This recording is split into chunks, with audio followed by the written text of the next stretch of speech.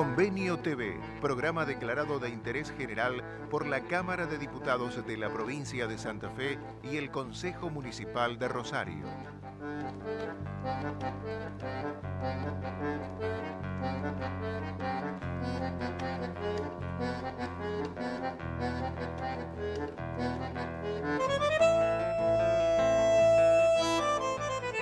Sangra tanto el corazón del que pide que hay que correr y dar sin esperar. Eva Perón.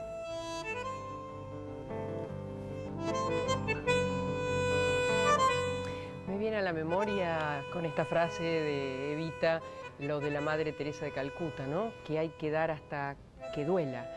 Algo como se entremezclan las sensibilidades sobre el más desposeído, ¿no? Hoy está con nosotros, gracias Marilyn por acompañarnos. Gracias a ustedes. Hacerte un ratito en tu agenda, porque veo que tenés realmente mucha movilidad desde casi el primer momento. La provincia la barrés. Sí, la verdad que sí. Recorriendo mucho la provincia de Santa Fe, conociendo todos y cada uno de sus distritos. Dialogando, cuando digo conocer, digo dialogar con su pueblo, ¿no? Dialogar con su gente, con los distintos sectores de la producción, del trabajo, con los jubilados, con los jóvenes.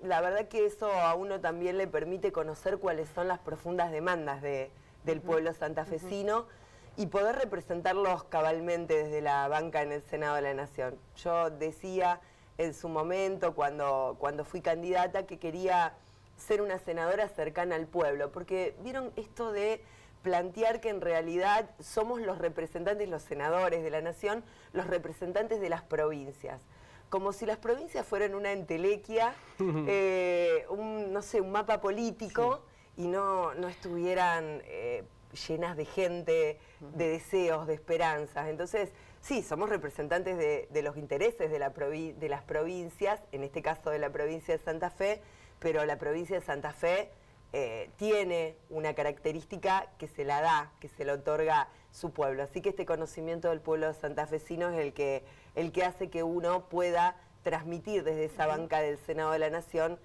una defensa más cabal, como decía, de los intereses de los santafesinos y las santafesinas. Y en tu contacto con tus colegas de otras provincias, ¿cómo ves, bueno, cuál es las diferencias que se pueden ver del pueblo santafesino y de las otras realidades? Bueno, nosotros... Un resumen. Está muy buena la pregunta. La verdad que nosotros tenemos una particularidad muy especial, que es la gran extensión, en primer lugar, de nuestra provincia, pero es una extensión con una población muy rica. Nosotros tenemos 363 distritos, 19 departamentos.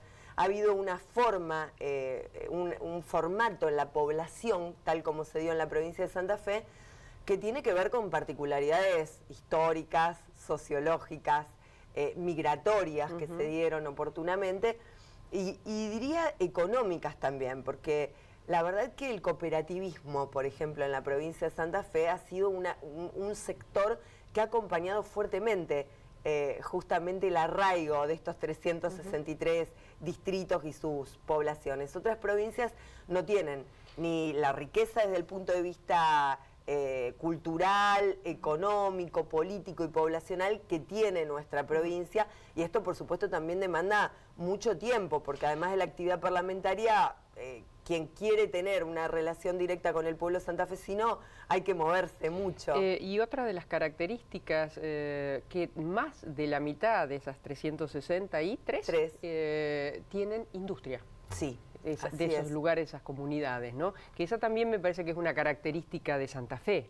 Sí, sí, María Herminia, es así, y la verdad que esto también nos permite, en mi caso desde la Comisión de Industria y Comercio... Claro, que la presidís. Claro, trabajar con los sectores de la industria y también del campo. Yo también soy secretaria de la Comisión de Agricultura y Ganadería y Pesca. Sí. Ayer justamente en Villa Constitución estuve reunida con la gente del sindicato de los trabajadores del río, que han conformado una cooperativa muy interesante, esta forma, digamos, de agrupar, de generar... No sabes cómo te ven allí, porque llegamos muy bien a Villa Constitución, así que van a estar contentos con lo que contás. Bueno, estuve con los trabajadores, la verdad que un ejemplo de organización. Vengo dialogando con ellos de hace ya mucho tiempo, en la necesidad de que se puedan agrupar, ¿no? Y decía, esto de la industria, el campo, la ganadería, la pesca, la agricultura, no estamos hablando de cuestiones adversas o cuestiones que compiten entre sí. Tenemos que tratar de generar una sinergia positiva entre la industria, el campo. La provincia de Santa Fe es muy rica en esto. Y lo cierto es que estamos generando un trabajo muy valioso con los sectores de la industria y con los sectores también del campo, porque entendemos que la provincia de Santa Fe, que aporta $1 por cada 4 que se exportan en el país, es una provincia central en el proyecto de ponerse a levantar esta querida patria, ¿no? Que me parece que es ese proyecto esperanzador, ese proyecto de poner el eje en el trabajo, en la industria, en el empleo, que es el que va a motorizar de nuevo en el medio tenemos dos problemas. Uno que es la falta de planes en todo sentido, empezando por lo educativo con inserción, y en el segundo, 3 a 4 generaciones que no han tomado contacto con el trabajo, con lo que implica. Sí, generar nuevamente la cultura del trabajo en un país que ha sido devastado. Yo entiendo que lo cierto es que después de la dictadura militar, para tomar toda la democracia, ¿no?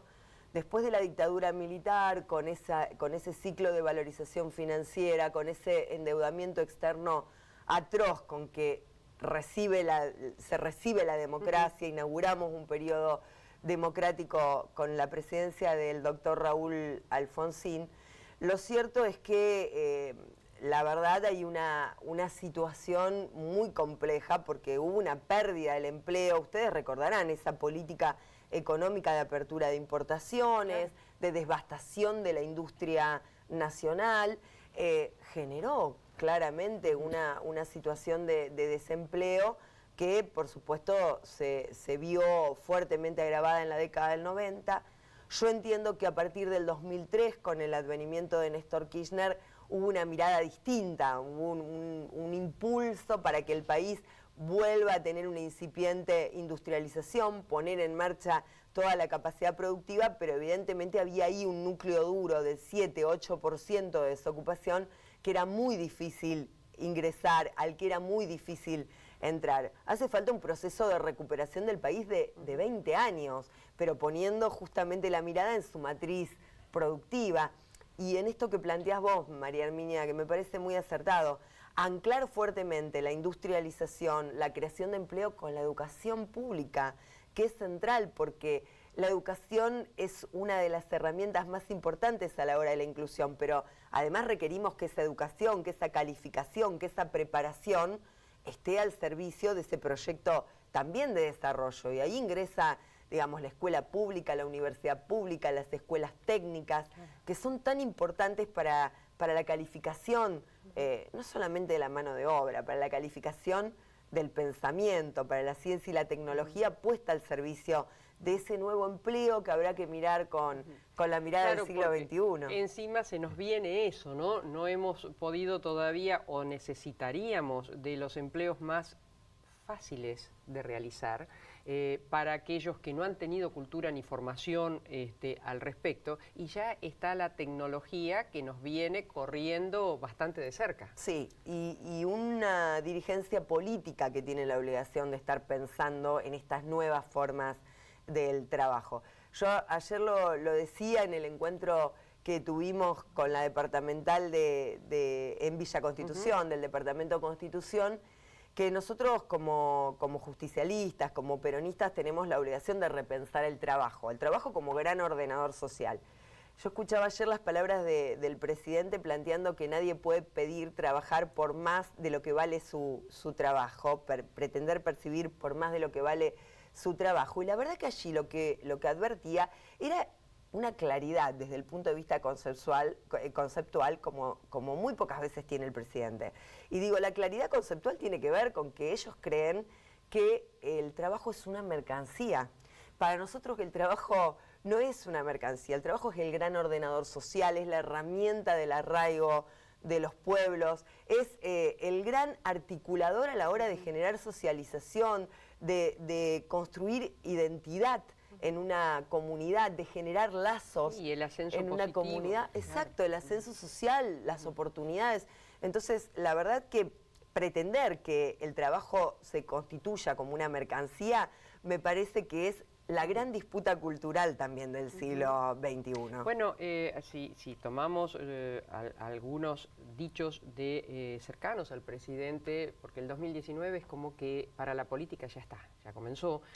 Durán Barba, un hombre con mucha influencia en el entorno del presidente, ha dicho que el año que viene el núcleo que va a concentrar la campaña de Cambiemos va a estar en el cambio cultural.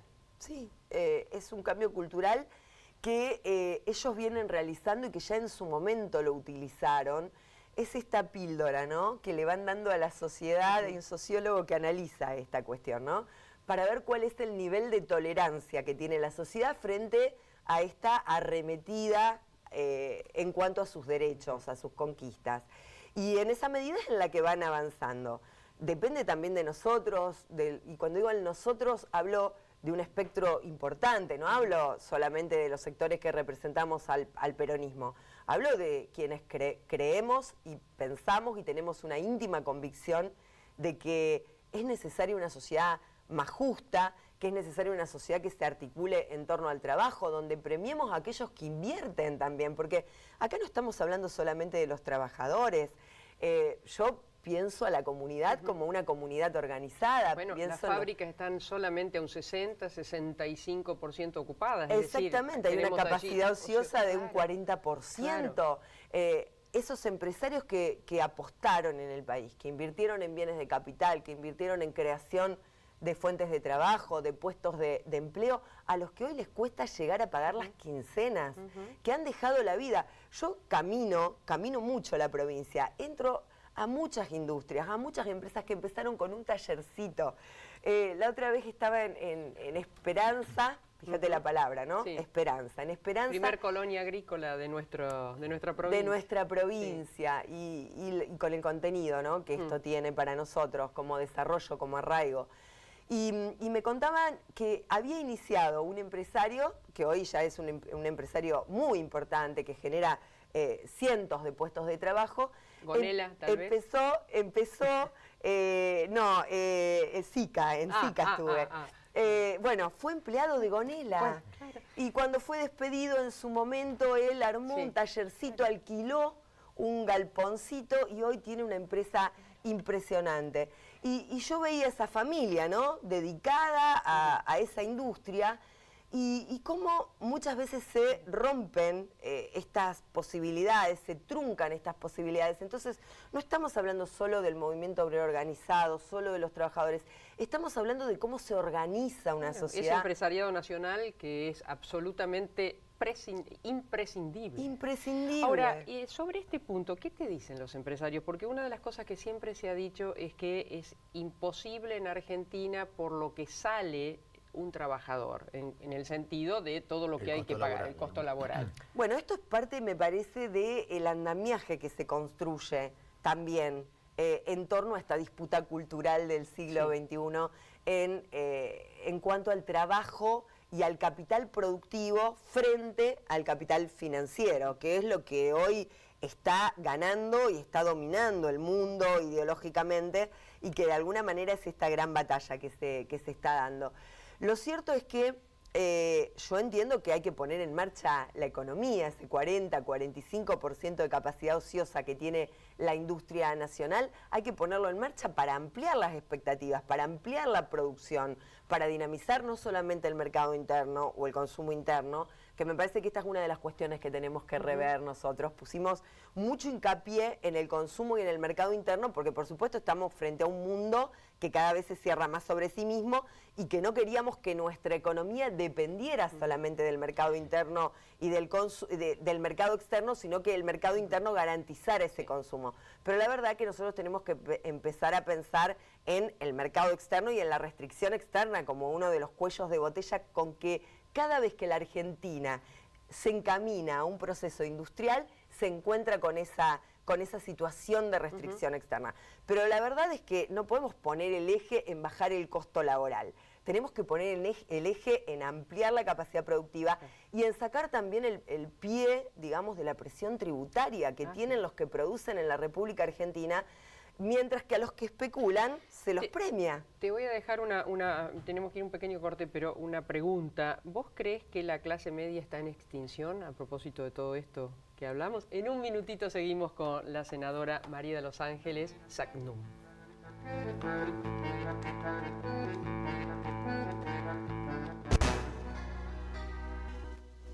Quiero comprar una Air Drill. Pero ¿por qué no compra una sembradora que siembre bien? ¿Ah, sí? ¿Y cuál? La sembradora Bertini, gran autonomía, mayor precisión de siembra, más penetración, es más práctica para el transporte. Esa es una sembradora que siembra bien. Me convenció. Bertini, líder en siembra directa.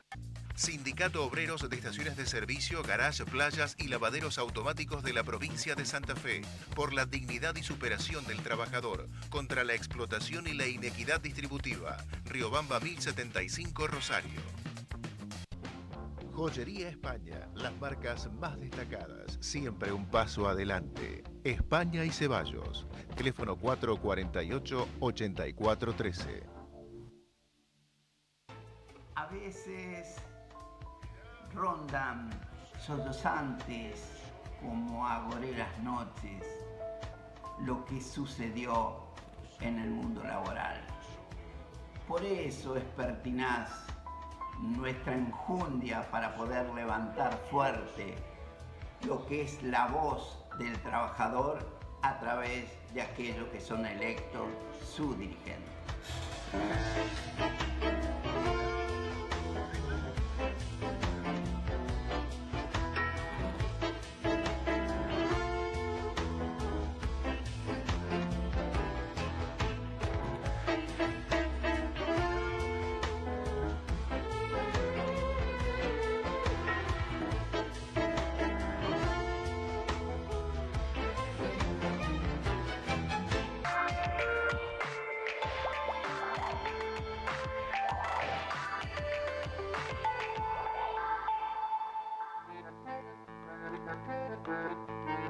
Convenio.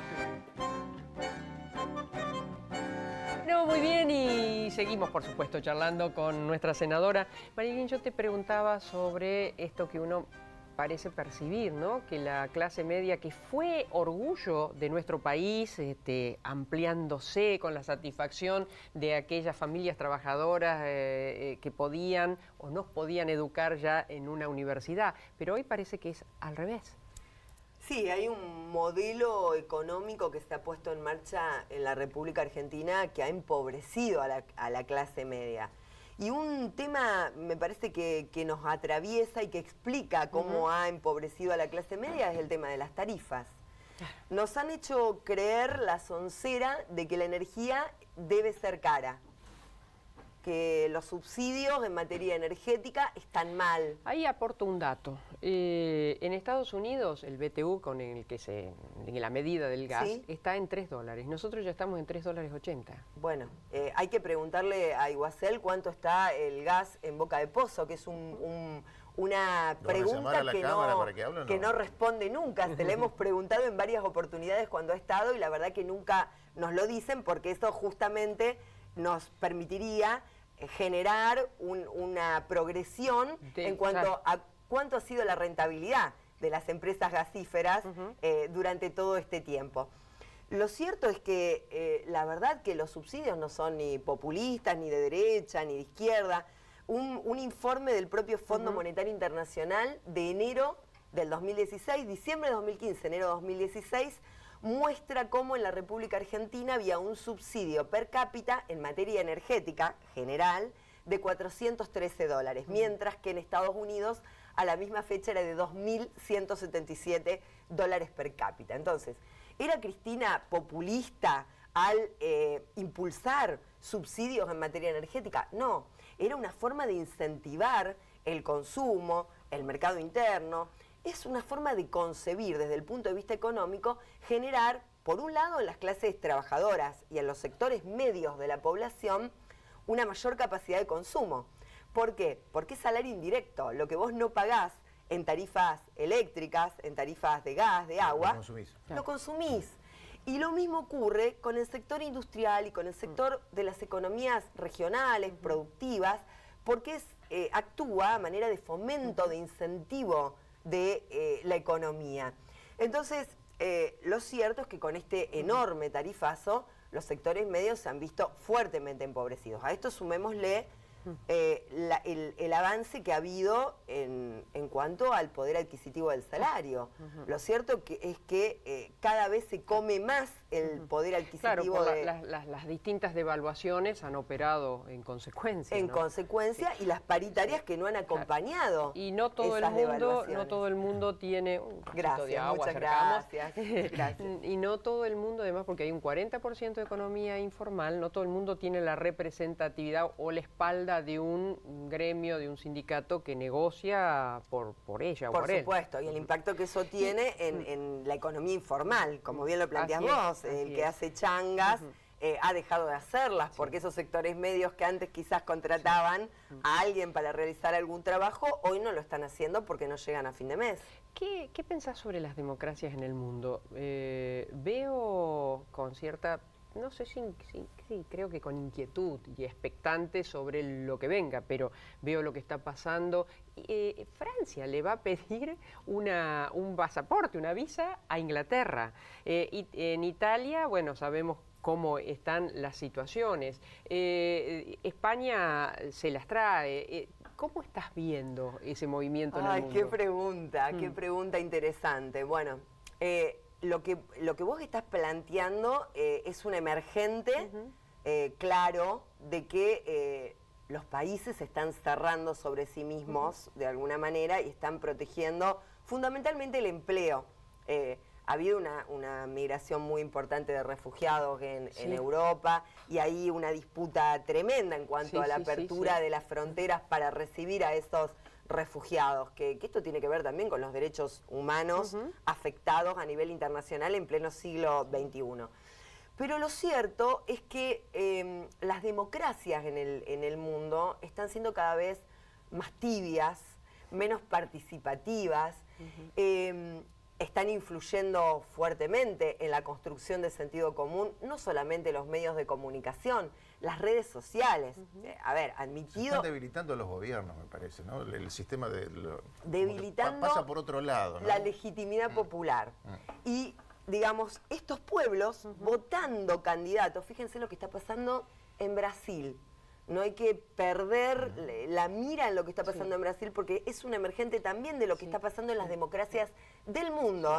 Esto no es una característica solo de nuestra región, ni de Latinoamérica. En Europa, las últimas elecciones que hemos visto, hay una derechización, para ponerle de alguna manera algún acento. Sí, con candidatos con un estilo y una característica. Fíjate lo que es Trump en Estados Unidos. Creo que fue la primera gran sorpresa, si se quiere, ¿no? Sí, de cómo los pueblos en algunos casos terminan votando candidatos que no expresan justamente la defensa de las grandes mayorías de los sectores medios, de los sectores populares. La verdad que cuando uno lo escucha a Bolsonaro expresarse, es prácticamente inentendible que el pueblo brasilero acompañe con su voto a un candidato de estas características. Que no es un outsider, porque hace mucho que está en la política, ¿no? No viene por Así fuera es, ha pasado por más de 5 partidos políticos, se ha mantenido en una minoría dentro de la representación de la Cámara de Diputados en la República de Brasil.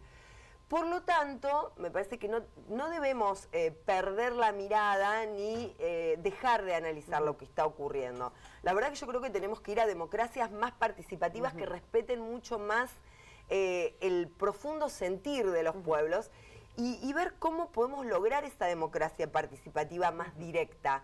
Porque lo cierto es que quizás el nuevo sentido común que se está construyendo es el de estos sectores medios edulcorados, adormecidos, que quizás dicen, bueno, yo voy y voto una vez cada 2 años y me olvido de lo que pasa. Lo cierto es que cuando vos te levantás a la mañana y abrís la canilla o prendés la luz, ya estás atravesado por la política y por las decisiones de la Hay muchos política en tu colectivos que vida. están marcando agenda ahora, Sí. ¿no? Sí, lo vienen marcando, sí.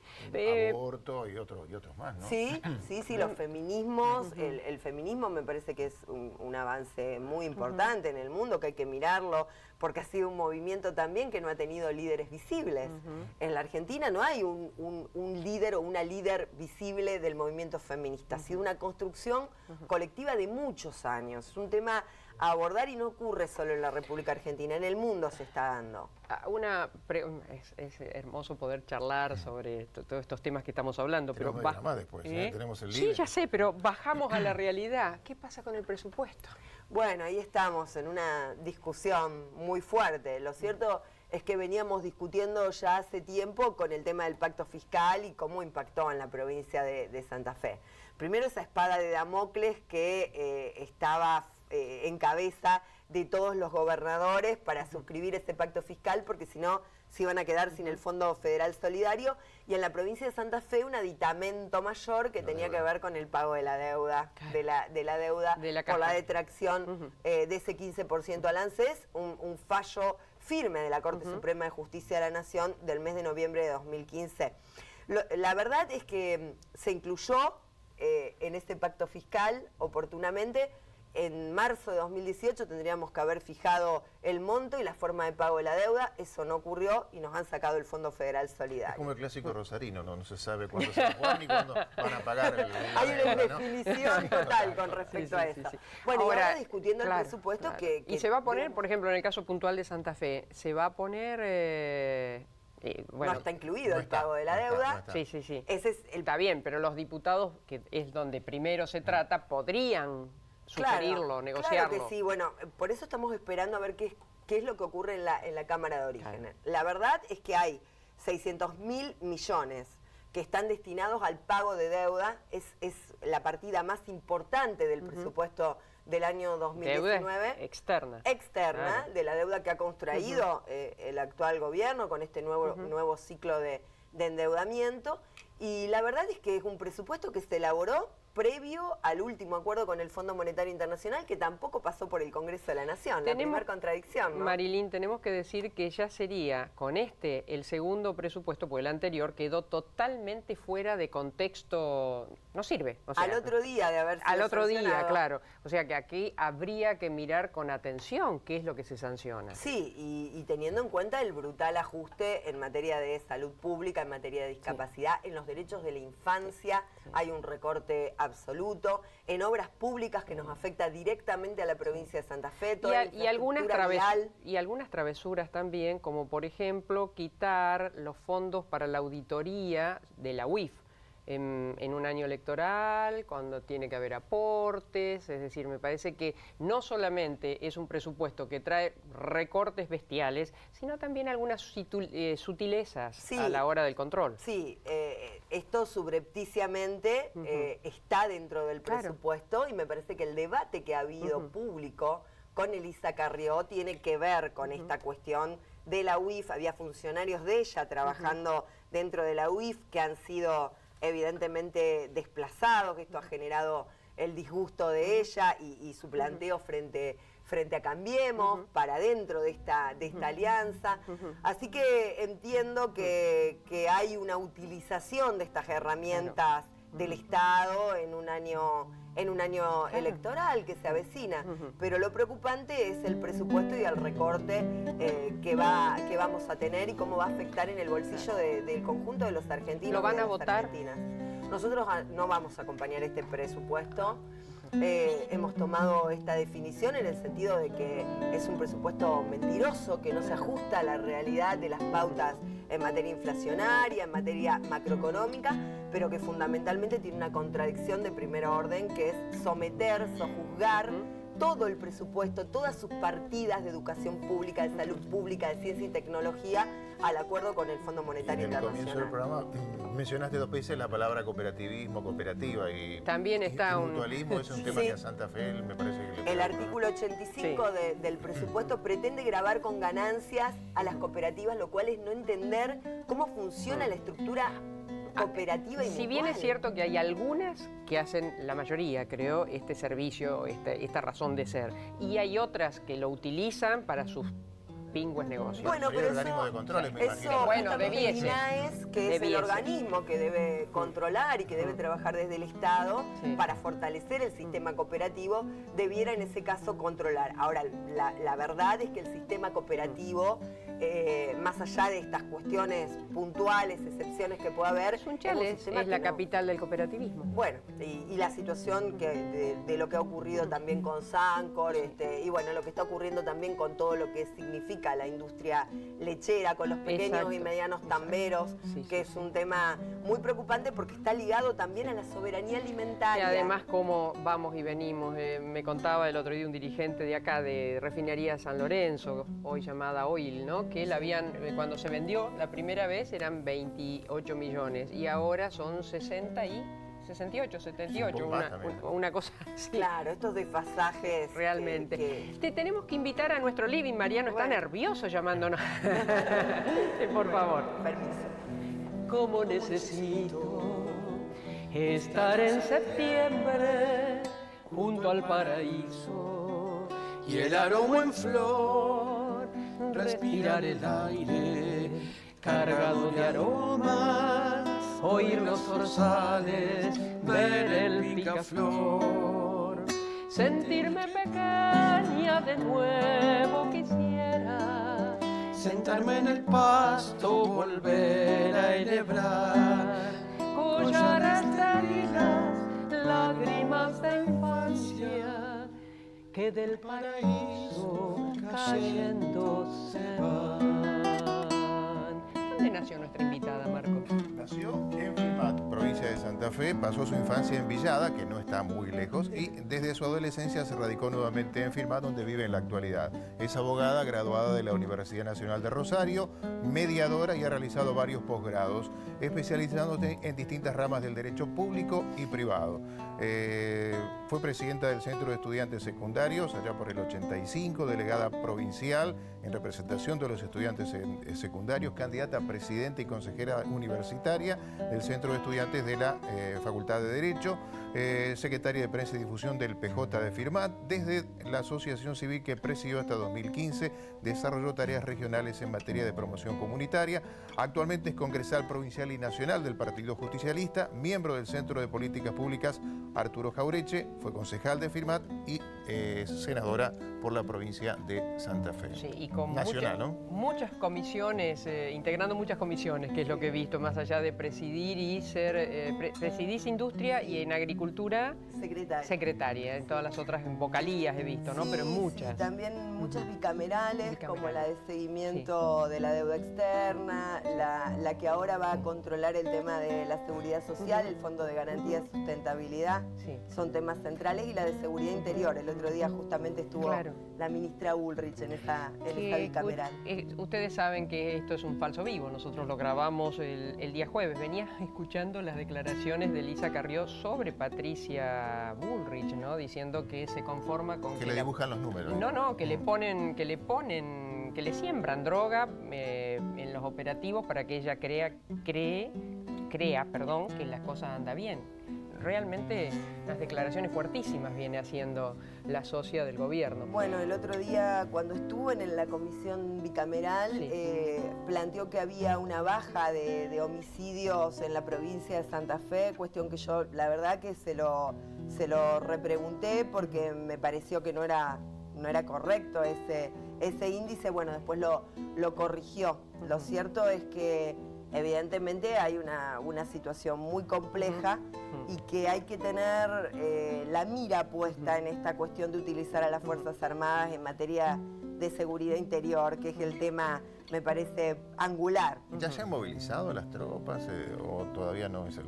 Sobre todo a la frontera, me parece. La verdad que sí, ella planteó el otro día, lo admitió expresamente. A nosotros lo que nos preocupa es que el decreto del presidente en esta utilización de las Fuerzas Armadas en materia de seguridad interior, porque esta fue una construcción de la democracia argentina.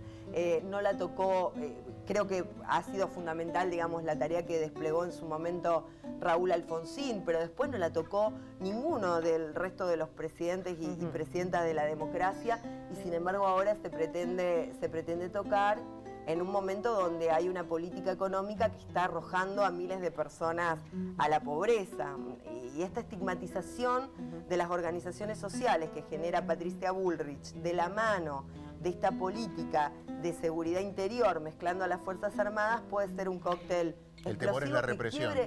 Sí, la represión y que se quiebre la paz social en la República Argentina, ¿no? Que mucha gente está trabajando muchísimo para que eso no ocurra. Exacto. Marilyn, ¿cómo era Villada? Ay, bueno. Por eso elegimos con Mariano esto de, no sé si había paraísos allá, pero... Sí, claro que sí, yo lo escuchaba ¿De chica jugabas en eso? Porque viste que uno jugaba a hacer collares con esas florcitas, ¿no? Sí, la verdad que la vida de pueblo, de la calle de tierra, de la bicicleta, de estar mucho al aire libre, el campo, porque digamos, por la actividad de mi familia, de mis padres, estábamos mucho también en el campo, y la verdad que es esa infancia del patio de tierra, de la calle de tierra, de correr descalzos atrás del regador que pasa en los pueblos en Ahí verano. estamos viendo, Marilyn. Bueno, ahí con mis amigas queridas del secundario. ¿De allá? Esas son mis amigas de Firmat, son mis amigas del secundario, sí. ¿Y de chica soñaste alguna vez con hacer política? Si bien tu papá es un hombre, fue un hombre de la política muy destacado. Sí, la verdad que siempre me gustó esta cuestión de la justicia, de la transformación, de hacer la sociedad más justa. La política siempre estuvo allí rondando en mi vida, primero por supuesto por la actividad de mi papá, pero también como una elección personal, ¿no? De ir encontrando el camino. Mis padres nunca fueron de imponernos, sino de escucharnos, respetarnos los deseos, ¿no? Esto de ser una mujer deseante y respetada me parece que tiene que ver, respetada en cuanto a uno, a sí mismo, ¿no? Sí. Tiene que ver con haber elegido ese camino y estar contenta de haberlo elegido. ¿Tu hermana? Mi hermana es decoradora de interiores, es comerciante, un poco siguiendo la línea familiar. Sí, en Firmat. Así que Firmat te atrapa por varios lados, te sigue atrapando por varios lados. Sí, mi adolescencia, si bien pasé toda mi infancia en Villada, tengo muchos amigos y amigas allí. Después mi adolescencia en Firmat también me atravesó, vamos a aclarar, está 12 kilómetros, así que... Claro, casi pegadito, ¿no? Sí, son comunidades que tienen un ida y vuelta permanente. Ahí que vemos, ayúdanos. Bueno, ahí también con mis amigas del secundario, pero esta es una foto más actual. Nos seguimos reuniendo permanentemente, tenemos un grupo de WhatsApp donde nos saludamos todos los días y sabemos lo que le pasa a cada una. Bueno, el último encuentro en el que estuvimos fue el del 21 de septiembre, un poco recordando esa primavera de estudiantes. Sí. Tenés también un hijo. Tengo un hijo Juan Pablo. Juan Pablo, de 23 años, que estudia filosofía aquí en Rosario. Está muy contento con su carrera. Ahí estamos también con mi compañero y con su hija, con Micaela. Ah, perfecto. Bueno, esto...